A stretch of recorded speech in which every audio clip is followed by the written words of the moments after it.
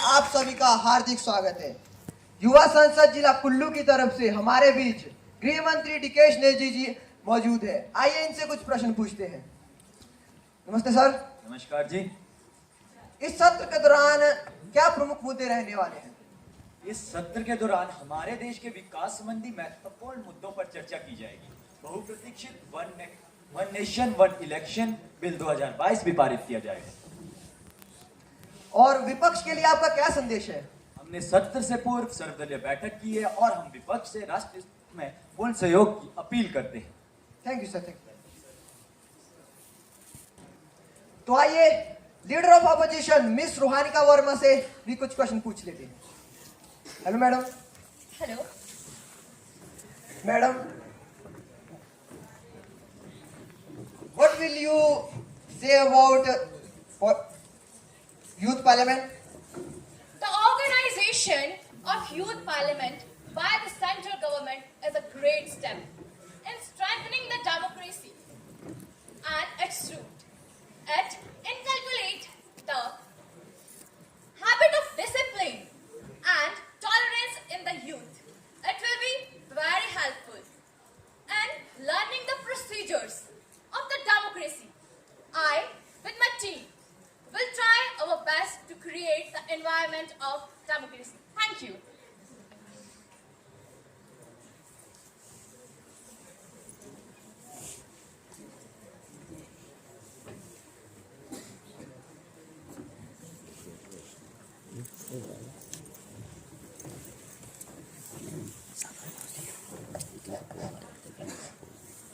Honorable members, Honorable the Speaker.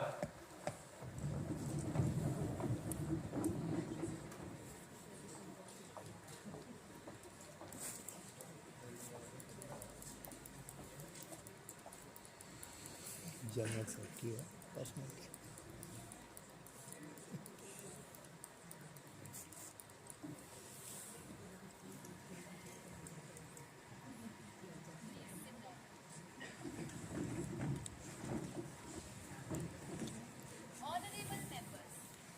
I cordially welcome you all to the State Level Youth Parliament 2022. Hope the session will be fruitful one as we will deliberate the important matters concerning the national interest. Today, on the auspicious occasion of Constitution Day, I congratulate all of you. It is the great work of constitution makers that we are sitting here and forming law and policies for our countrymen.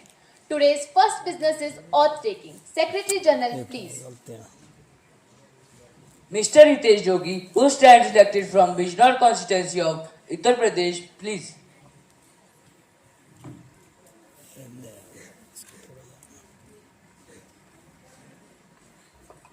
Sir, would you like to take oath or affirmation? Yes, I would like to take oath. Sir, in which language? Aham Sangit Bhashayam Shabad Grand Vachami.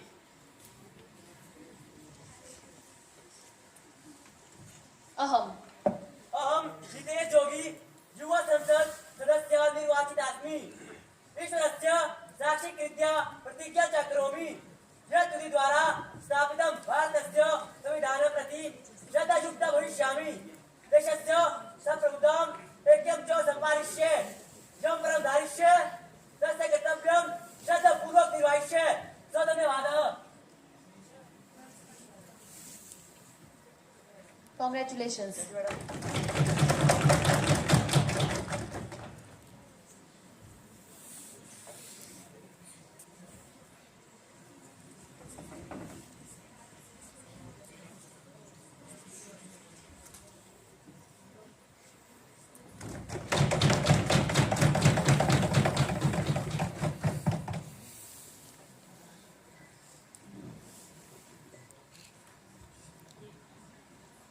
Honorable members, as we meet today, it is my sad duty to inform the House with profound sorrow the passing away of Miss Lata Mangeshkar, a legendary playback singer and a former member of this House.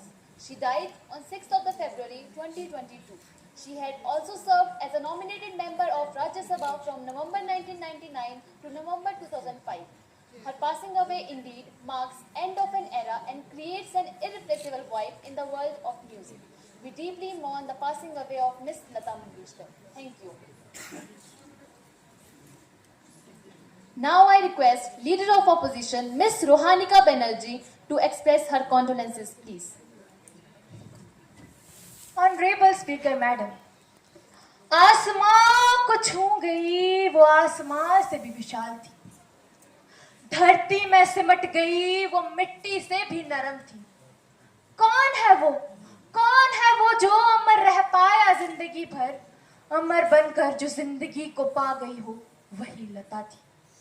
आदरणीय speaker madam, Lata Mangeshkar ji के रूप में माँ भारती ने एक अनमोल शख्सियत को गवा दिया है। वह तो बहुमुखी प्रतिभा की धनी थी, सादगी का प्रतीक और स्वर सम्राज्ञी के रूप में जानी जाती थी। उनके निधन का दुख तो शब्दों से परे है। उनके संगीत का सफर आजादी के 75 वर्षों में समानांतर ही चलता रहा। ऐ मेरे वतन के लोगों, जैसे न जाने कितने गीतों के माध्यम से उन्होंने देश के लोगों में देशभक्ति का स्वर जगाया और हमें संगीत बना दिया। लता जी आज हमारे बीच नहीं है, परंतु वह अपने गीतों के माध्यम से हमेशा हमारे दिलों में बसेगी। मैं आज इस सदन के माध्यम से उनके परिवार एवं समस्त देशवासियों के प्रति अपनी संवेदना व्यक्त करती हूँ। धन्यवाद madam. Request Honorable Prime Minister to express his demise, please. Honourable speaker madam, मैं आपके माध्यम से तथा इस गरिमामय सदन के माध्यम से स्वर कोकिला लता मंगेशकर जी को श्रद्धांजलि अर्पित करता हूँ। निर्विवाद रूप से अद्भुत शब्द ही लता मंगेशकर जी की अविश्वसनीय प्रतिभा को परिभाषित कर सकता है। माननीय स्पीकर महोदया, 8-9 बज जाने। मैं सदन के माध्यम से स्वर कोकिला लता मंगेशकर जी को एक कवि के शब्दों में श्रद्धा सुमन अर्पित करता हूँ। अशोक के इस बाग में किसने फैलाया शोक, अशोक के इस बाग में किसने फैलाया शोक, तने को ही चुभ रही है तेज पंखुड़ियों की नोक, तने को ही चुभ रही है तेज पंखुड़ियों की नोक। भैरवी का टूट गया है बांध, भैरवी का टूट गया है बांध, हर आंख में भरा पानी है, हर आंख में भरा पानी है। विक्षिप्त से सातों सुरों को, विक्षिप्त से सातों सुरों को है तलाश अपनी दीदी की, है तलाश अपनी दीदी की। आदरणीय अध्यक्षा जी, मैं सदन के माध्यम से माँ भारती की अमर बेटी लता जी के समस्त परिवार तथा देशवासियों के प्रति अपनी संवेदना व्यक्त करता हूँ। धन्यवाद speaker madam. Now I request all the members of the House to rise in your places and observe silence as a mark of respect to the departed soul. Please.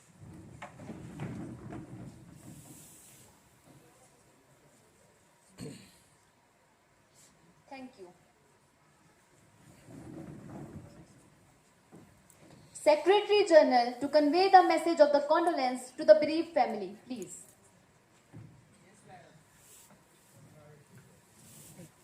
Now I request Honorable Prime Minister to introduce the new minister to the House, please. Honorable Speaker Madam, I have the immense pleasure to introduce to you and through you to the House, Ms. Ikshita Yadav, Minister of State for Finance. Mr.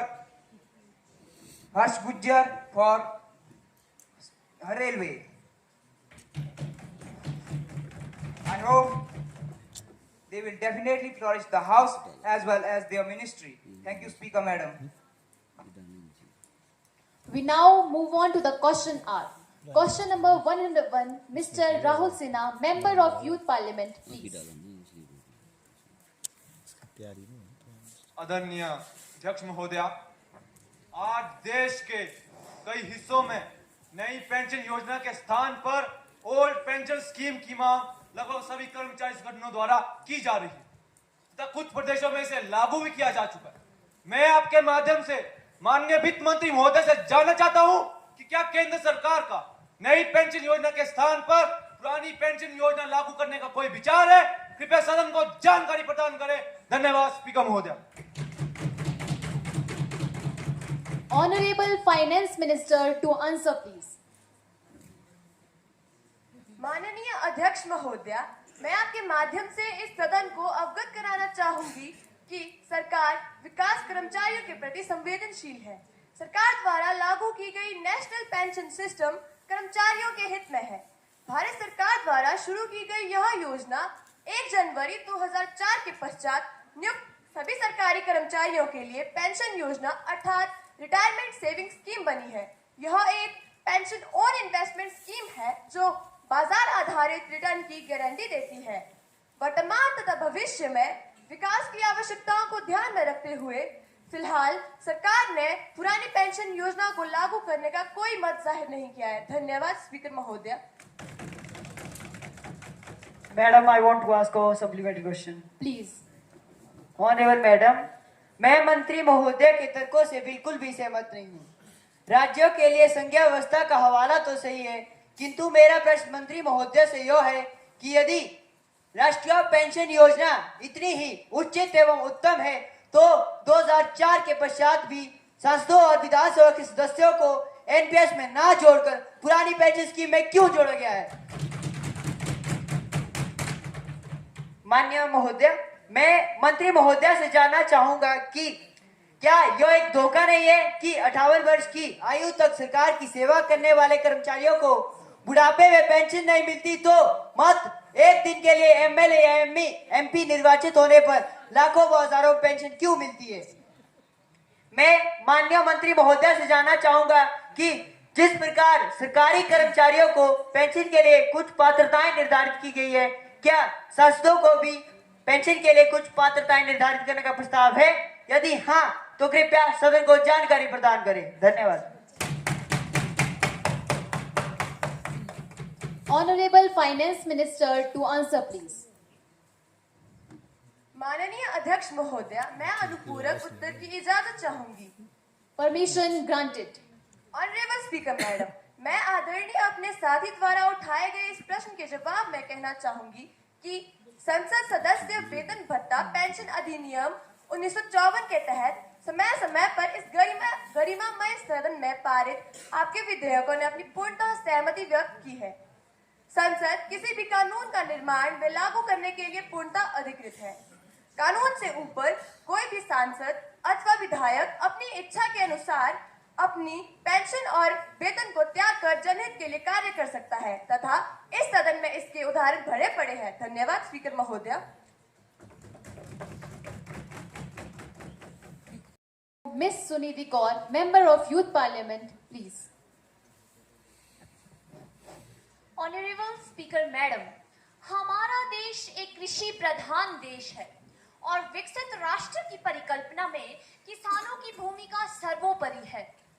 Madam, यदि हम गांव के देहात किसानों की तरफ अपनी नजर दौड़ाएं तो हम यह हो पाएंगे, किसान सुबह उठकर पहले तो अपने पशुओं की सेवा करता है और फिर पूरे दिन भर खेतों में कड़ी मेहनत करता है और अंत में जब वो अपने घर पहुंचता है तब भी उसे अपनी फसलों और खेतों का ही ध्यान होता है।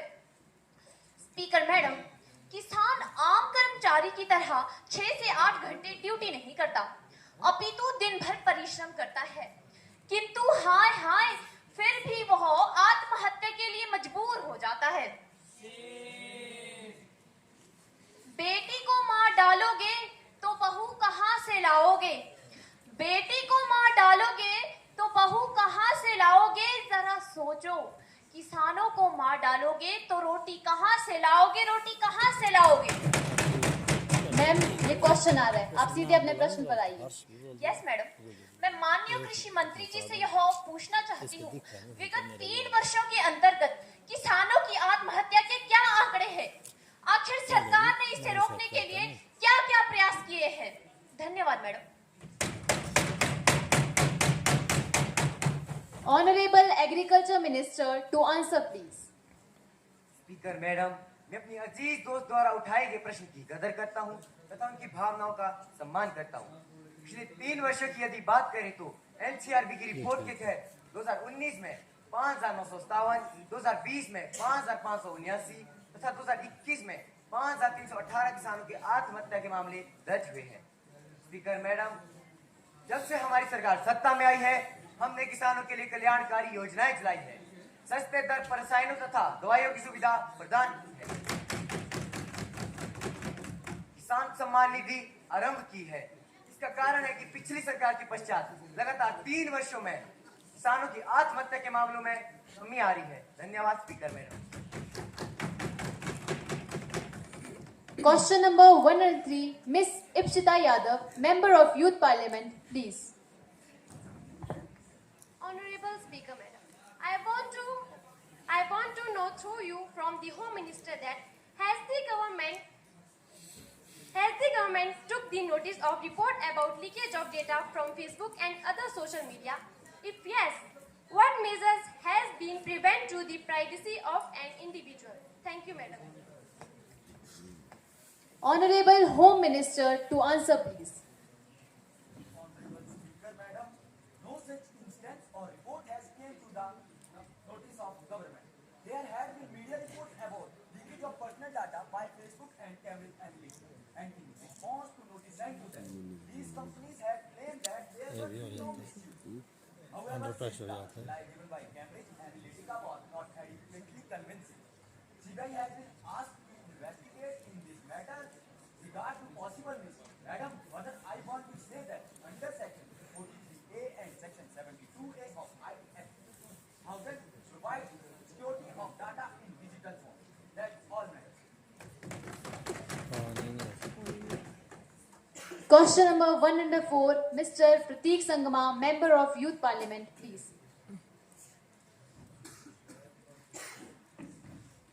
ऑनरेबल स्पीकर मैडम, मैं आपके माध्यम से माननीय शिक्षा मंत्री जी से जानना चाहता हूं कि सरकार विद्यार्थियों को सरकारी पाठशालाओं की ओर आकर्षित करने के लिए मध्याह्न भोजन योजनाएं, निःशुल्क पाठ्य पुस्तकें, वर्दी व मुफ्त बस किराया जैसी कई प्रकार की सुविधाएं प्रदान कर रही है, किंतु इन सब के बावजूद भी सरकारी पाठशालाओं में विद्यार्थियों की संख्या दिन प्रतिदिन कम होती जा रही है।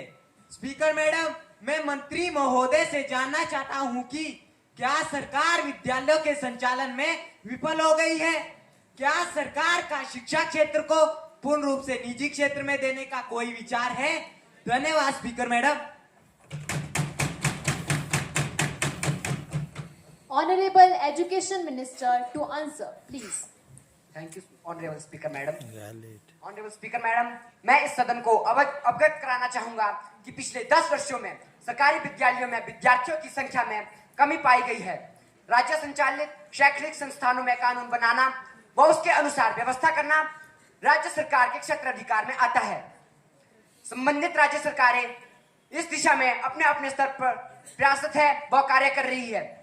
ऑनरेबल स्पीकर मैडम, राष्ट्रीय शिक्षा नीति 2020 के उचित रूप से लागू होने पर निश्चित ही लोगों का झुकाव सरकारी विद्यालयों की ओर बढ़ेगा। धन्यवाद।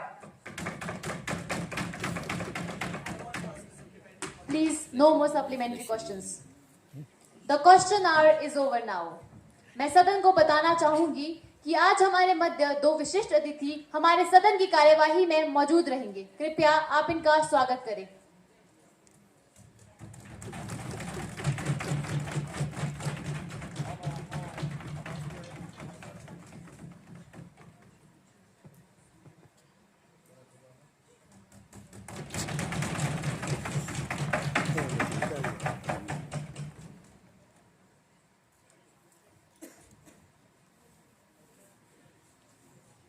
Mr. Robin Fernando from South Africa, who was earlier the governor of Pretoria province, has also got many highest national awards. Miss Carolina Jennings from California, she is a famous scientist and also got many national awards in the field of science. These both are the guests from South Africa and California. These are the guests of 10 Days Youth Parliament. I, on behalf of all the members of the House, welcome both of you. Hope you will enjoy the ongoing proceedings and will be the eyewitness of ongoing proceedings. Now, the question invoking breach or privilege, Mr. Sarthak Avasti, please. Honorable Speaker, ma'am, a serious breach of privilege has been leaked by the newspaper of Delhi. While commenting on the recommendation on the public communication, the newspaper attributed dishonest motives, and I have requested you to allow me to raise our question on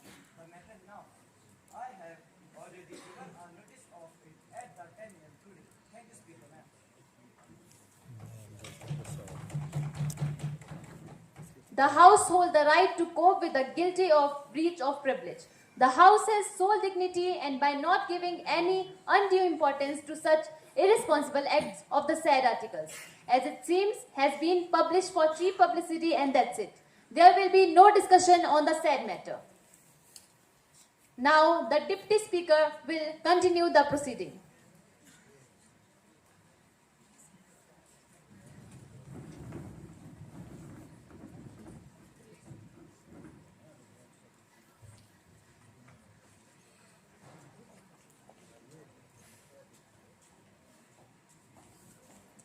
Please sit down.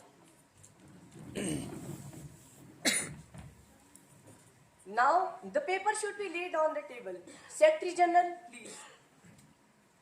Shri Harsh Rawat, Minister of Information and Broadcasting, to lay on the table in English and Hindi version the copy of autonomy for Akashvani and Doordarshan. Shri Harsh Rawat, please. Sir, I, Harsh Rawat, beg to lay down the copy of paper on autonomy for Akashvani and Doordarshan. Sorry, sir. It is not mentioned in the today's business, so permission can't be given. Thank you, sir. Now, the calling attention notice. Leader of Opposition, Ms. Ruhanika Banerjee, to call the attention of House to the increasing incidents of paper leaking. Ms. Ruhanika Banerjee, please. Honourable speaker sir, मैं आपके माध्यम से इस गरिमामयी सदन का ध्यान आज एक ऐसे ज्वलंत विषय की ओर ले जाना चाहती हूँ जो हमारे देश के भविष्य से जुड़ा है, देश के युवा से जुड़ा है। किसी भी देश का युवा देश की शक्ति होता है। यदि देश का युवा सही मार्ग पर आगे बढ़े तभी तो देश का विकास होगा, परंतु यदि किसी देश का युवा असंतोष और आक्रोश में भर जाए तो देश का विकास कैसे होगा? ऑनरेबल सर, मैं अपने देश की बात करूं तो हमारे देश का युवा आज धीरे धीरे असंतोष और आक्रोश की ओर बढ़ रहा है, जिसका प्रमुख कारण है पूरे देश भर में राज्य एवं राष्ट्र स्तर की प्रतियोगी परीक्षाओं के पेपर परीक्षा से पहले ही लीक हो जाना। कितने दुर्भाग्य की बात है कि विद्यार्थी दिन रात कोचिंग सेंटर, लाइब्रेरीज में खून पसीना बहाकर मेहनत करते हैं। हाय हाय, कितना धोखा होता है उन बेचारों के साथ जब उन्हें पता चलता है कि परीक्षा का पेपर तो पहले ही लीक हो गया था, जिस कारण सरकार ने परीक्षा ही रद्द करा दी। माननीय महोदय, नीट 2021 की बात करूं तो पेपर लीक, जेईई 2021 की बात करूं तो paper leak, BPSC 2022 paper leak, APPSC 2022 paper leak, Himachal Pradesh में पुलिस परीक्षा के पेपर लीक, साथ ही साथ गुजरात और राजस्थान में भी पेपर लीक। मुझे तो लगता है कि सरकार की पूरी कश्ती ही लीक हो गई है। No, please maintain silence in the house. You are being given time, please. आदरणीय महोदय, विद्यार्थियों के पेपर लीक, बाकी सब ठीक, परीक्षा के पेपर लीक, बाकी सब ठीक। यदि सरकार का तंत्र वीक होगा तभी तो पेपर लीक होगा। माननीय महोदय, जेईई 2021 की बात करूं तो पेपर 13 से 15 लाख में बिका था। नीट 2021 का पेपर तो 35 लाख में बिका था। मैं माननीय गृह मंत्री जी से जानना चाहूंगी, क्या सीबीआई, आईबी और ईडी जैसे खुफिया एजेंसी केवल विपक्षी दलों को डराने के लिए है? क्या ऐसे समय में ये छुट्टी पर होती है? मुझे तो लगता है कि इसमें सरकार की ही कोई मिली भगत है, जो कि एक शर्मनाक विषय है। मैं माननीय गृह मंत्री जी से चाहूंगी कि वे इस विषय में अपना वक्तव्य दें ताकि युवाओं का परीक्षा प्रणाली पर विश्वास बना रहे। धन्यवाद महोदय। Minister of home to answer please. Honourable speaker sir, मैं आपके माध्यम से विपक्ष की मान्य नेता द्वारा लाए गए ध्यानाकर्षण प्रस्ताव पर बोलने की इजाजत चाहता हूँ। Permission granted. सर, मैं पेपर लीक की घटनाओं में माननीय विपक्ष के नेता की भावनाओं की कदर करता हूँ, किंतु उनके द्वारा सरकार पर लगाए गए आरोप को सिरे से खारिज करता हूँ। जहां तक राज्य में पेपर लीक की घटनाओं का विषय है तो इसमें राज्य सरकार की लापरवाही तथा जिम्मेदारी तय है। जहां तक जेईई 2021 तथा नीट 2021 में पेपर लीक का मामला है तो सरकार ने इस पर त्वरित कार्रवाई की है। सरकार ने मामलों को सीबीआई को सौंपा है तथा कुछ गिरफ्तारियां भी की है। सर, सीबीआई और ईडी से डरने की बात यदि विपक्ष की मान्य नेता करती है तो यह तो चोर की दाढ़ी में तिनके वाली बात है। सीबीआई, ईडी, आईबी जैसी प्रत्येक एजेंसियां प्रत्येक उस व्यक्ति के खिलाफ है जो गुनहगार है। वर्तमान में आईपीसी की धारा 120 बी, 420 तथा 468 के अंतर्गत ये मामले देखे जाते हैं। जरूरत पड़ने पर और कठिन कानून भी बनाए जाएंगे। सर, पेपर लीक मामले में देश के युवाओं का सरकार पर पूर्ण विश्वास है और मैं उनके लिए कहना चाहूंगा, अपने हौसलों के बल पर हम अपनी प्रतिभा दिखा देंगे। अपने हौसलों के बल पर हम अपनी प्रतिभा दिखा देंगे। भले कोई मंच ना मिले, मंच अपना बना देंगे। जो कहते हैं खुद का सितारा है, जो कहते हैं खुद का सितारा है, जगमगाकर उनके सामने कर देंगे फीकी, जगमगाकर उनके सामने कर देंगे फीकी, सूरज भी खुद का बना देंगे। धन्यवाद speaker sir. Honorable members, now Speaker ma'am will continue the proceedings. Thank you.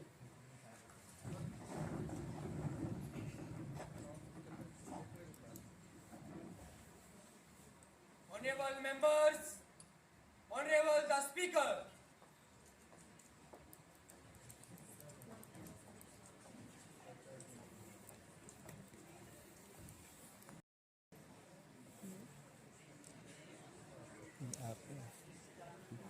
Please sit down. Now, the legislative business, please. Minister of Law and Justice to introduce the bill. Law and Justice Minister, please. Honorable Speaker, Madam, I beg to move for leave to introduce Constitutional Amendment Bill. One Nation, One Election 2022 under the Section 368 of the Constitution of India. Thank you. Now, the question is that whether the Constitution Amendment Bill, One Nation, One Election 2022 under 368 section of the Constitution will be taken into consideration. Those who are in favor of it will say ayes. Ayes. Those who are against it will say noes. Noes.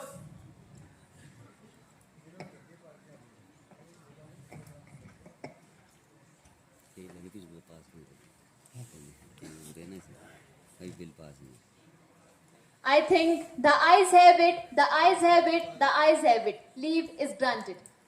Minister of Law and Justice, please. Honorable Speaker, Madam, मैं सर्वप्रथम हिमाचल प्रदेश विधानसभा के लिए हाल ही में हुए 75% मतदान के लिए प्रदेश की जनता को बधाई देती हूँ।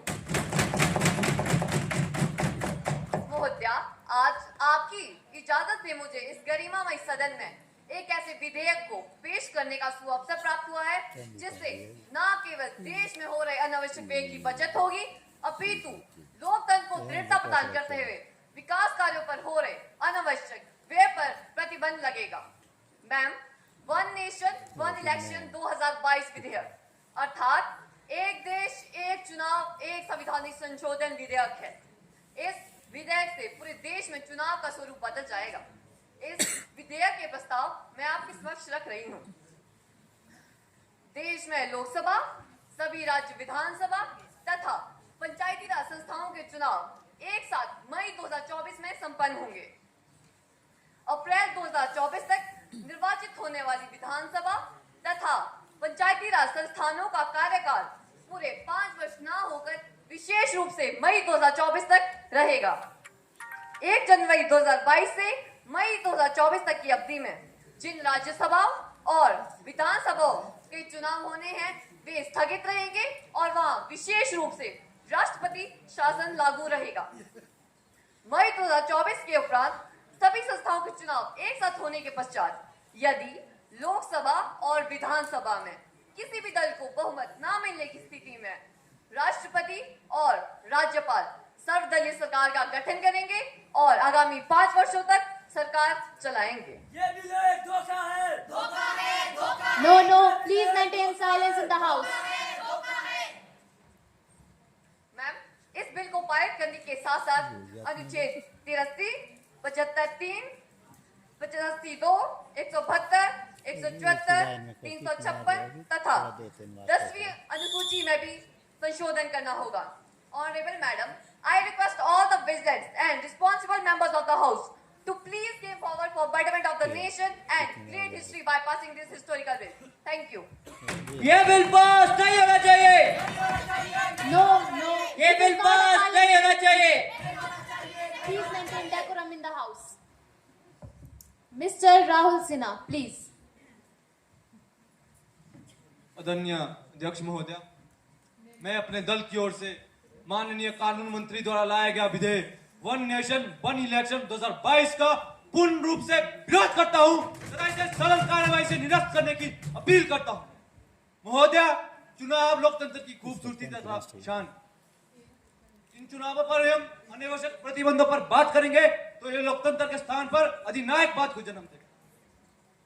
मैडम, कम अंतराल पर चुनाव होने से जनप्रतिनिधियों के प्रति जवाबदेही अधिक रहती है तथा वे जनता के प्रति सजग व अधिक उत्तरदायी रहते हैं, किंतु एक निश्चित अंतराल अर्थात 5 वर्ष के लिए निर्वाचित होने से जिम्मेदारी का एहसास कम हो जाता है। मैडम, यह बिल केंद्र सरकार की एक सोची समझी चाल है। Please maintain silence. यह देश में लोकतंत्र को समाप्त कर व्यक्तिवादी व्यवस्था या यूं कहे हिटलरशाही व तानाशाही को जन्म देगा। No, no. This is not the way. यह कोई तरीका नहीं अपनी बात रखने का। आप सभी को समय दिया जाएगा। Please continue.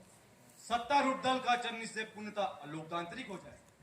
आज मैं इस गरिमामय सदन से यह अपील करता हूं कि लोकतंत्र के हत्यारे one nation one election 2022 bill को सदन में किसी भी सूरत पारित न किया जाए।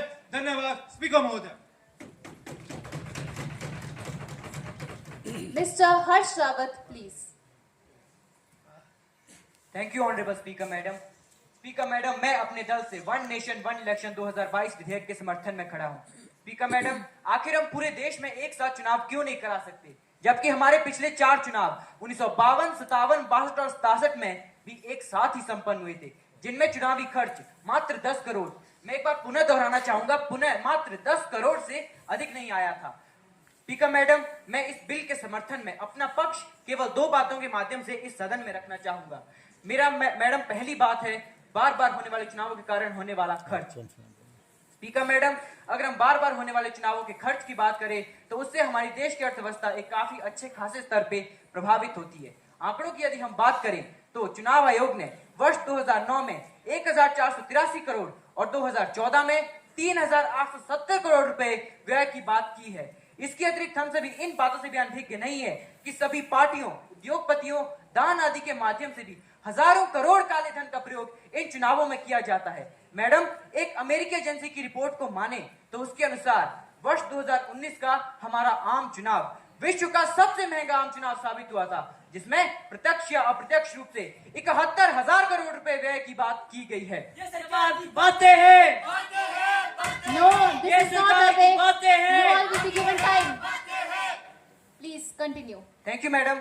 मैं अपने विपक्ष को ये बता देना चाहता हूं कि इन सभी बातों को साबित करने के लिए सरकार के पास पूर्ण तथ्य मौजूद हैं। स्पीकर मैडम, मैं आपके माध्यम से इस सदन से और अपने विपक्ष से ये पूछता हूं कि क्या इससे हमारी देश की अर्थव्यवस्था प्रभावित नहीं होती है?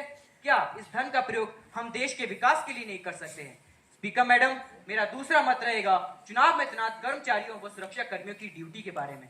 बार बार होने वाले चुनावों के कारण कर्मचारियों, सुरक्षा कर्मियों, विशेषकर अध्यापक कर्मियों की प्रतिनियुक्ति के कारण सरकारी विद्यालयों में विद्यार्थियों की पढ़ाई प्रभावित हो रही है। उन्हें अपनी पढ़ाई में पीछे रहना पड़ रहा है। इस विषय में हम अगर मंडी संसदीय क्षेत्र का ही उदाहरण ले तो वहां 2012 में विधानसभा के चुनाव हुए, 2013 में लोकसभा के उपचुनाव हुए, 2014 में आम लोकसभा के चुनाव हुए, 2015 के अंत में पंचायती राज चुनाव हुए, 2017 में पुनः एक बार लोकसभा के चुनाव हुए, 2019 में लोकसभा के आम चुनाव हुए, वर्ष 2020 में वहां पे पंचायती राज चुनाव हुए, फिर कुछ क्षेत्रों में पंचायत के उपचुनाव हुए, वर्ष 2021 में मंडी लोकसभा में ही लोकसभा के उपचुनाव हुए।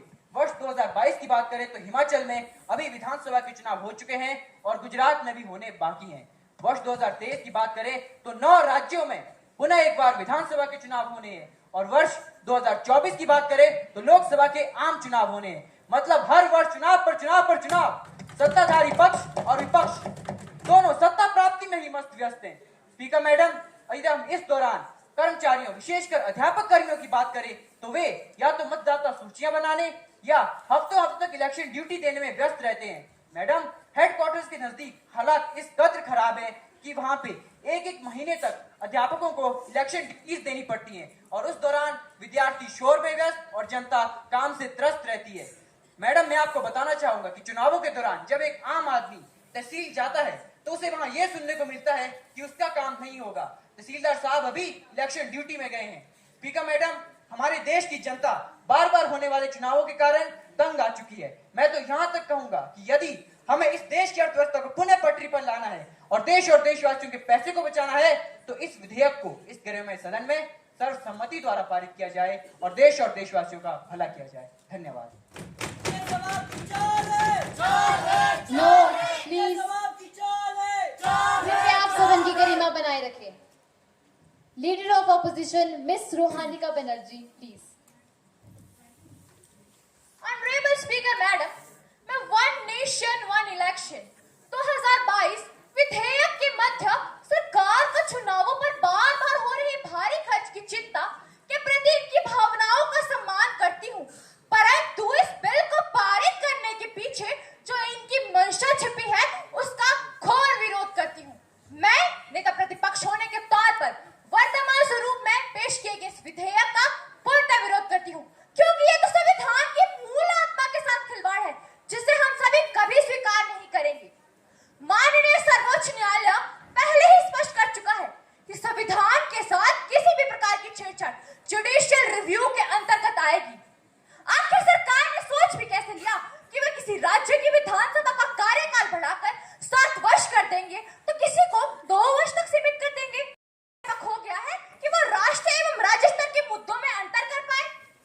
क्या हमारे देश का मतदाता राज्य एवं राष्ट्रीय स्तर के मुद्दों में अंतर करने के काबिल है? क्या इससे धीरे धीरे क्षेत्रीय मुद्दे दब नहीं जाएंगे और हमारे चुनाव एक व्यक्ति केंद्रित या केंद्र की लहर तक सीमित नहीं रह जाएंगे? माननीय महोदया, अपने देश के कुछ क्षेत्रों की बात करूं तो वहां साक्षरता का दर भी 60% से भी नीचे है। पिछले वर्ष मंडी लोकसभा क्षेत्र में चुनाव हुए, वहां से संबंध रखने वाली मैं अपने एक कार्यकर्ता से बात कर रही थी तो मुझे जानने को मिला कि मंडी संसदीय क्षेत्र में कुल 17 उम्मीदवार थे और 18 ऑप्शन नोटा का था। उन 18 में से बुजुर्गों को अपना उम्मीदवार चुनने में बड़ी कठिनाई का सामना करना पड़ा। ऐसे में पंचायत के 5 राज्य विधानसभा और लोकसभा के उम्मीदवार एक साथ एक दिन एक बार चुनना, क्या यह संभव है? क्या इससे हमारा मतदाता पजल नहीं हो जाएगा? मुझे तो लगता है कि इसके पीछे सरकार का कोई हिडन एजेंडा है। हिडन एजेंडा नहीं चलेगा। Please maintain silence. Hidden agenda नहीं चलेगा। You all will be given time, please. Honourable madam, साथ ही साथ संविधान के आर्टिकल 83(2) और 172(1) के साथ तो किसी भी प्रकार की छेड़छाड़ बिल्कुल असंभव है। इससे तो हमारा लोकतंत्र ही खतरे में आ जाएगा। मुझे तो लगता है कि सरकार को केवल अपनी चिंता है, जबकि हमारे दल को इस देश की चिंता है। ये लोग कभी ईवीएम की आड़ में तो अब वन नेशन वन इलेक्शन की आड़ में इस देश में जो अधिनायकवादी रूप से स्थापित होने का सपना देख रहे हैं वो हम कभी पूरा नहीं होने देंगे और हमारा दल वर्तमान स्वरूप में इस विधेयक का पूर्ण विरोध करता है। धन्यवाद madam. Honorable Prime Minister, please.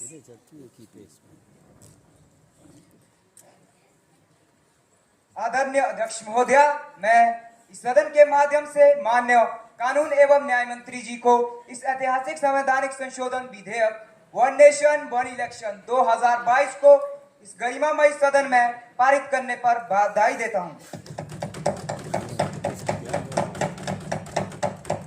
Honourable speaker madam, विगत 1 वर्ष से जनसभाओं को देशवासियों से मिले पत्रों से मुझे इस विषय पर फीडबैक प्राप्त हुई।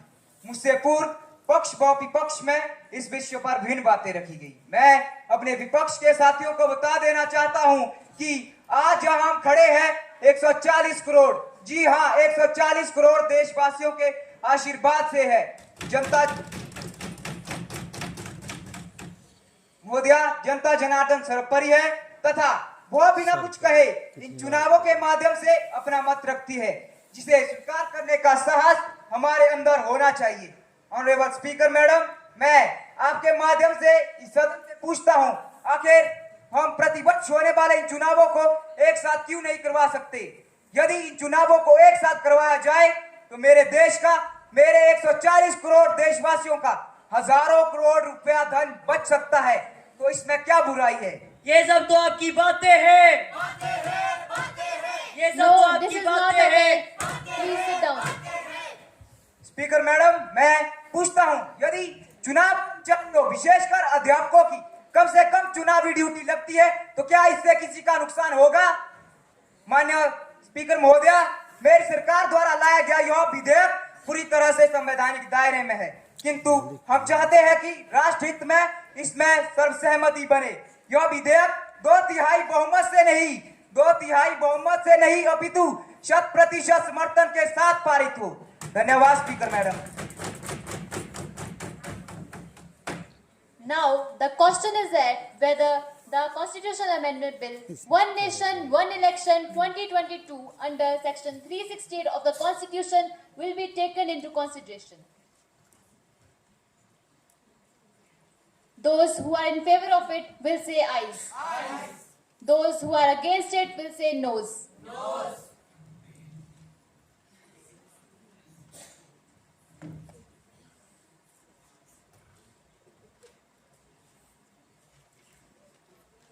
I think the ayes have it, the ayes have it, the ayes have it. The motion is adopted. Now, the question is that the clause 1 of the 6 stands part of the bill. There is one amendment in the clause 2 by Mr. Rahul Sinha. Are you moving it? No, madam. Now, the question is that the clause 1 of the 6 stands part of the bill. Those who are in favor of it will say ayes. Those who are against it will say noes. तानाशाही नहीं चलेगी। तानाशाही नहीं चलेगी। हिटलरशाही नहीं चलेगी। ये bill एक धोखा है। ये बिल एक धोखा है। From of the house, please. I think the ayes have it, the ayes have it, the ayes have it. The motion is adopted. Law and Justice Minister, please. Honorable Speaker, Madam, I have answered most of the questions raised by the members of opposition in course of my speech. I once again thank you for support and seek the cooperation for implementation of this law. I also request the member of the House to pass this bill. Thank you. Now, the question is that whether the bill is passed, those who are in favor of it will say ayes. Those who are against it will say noes.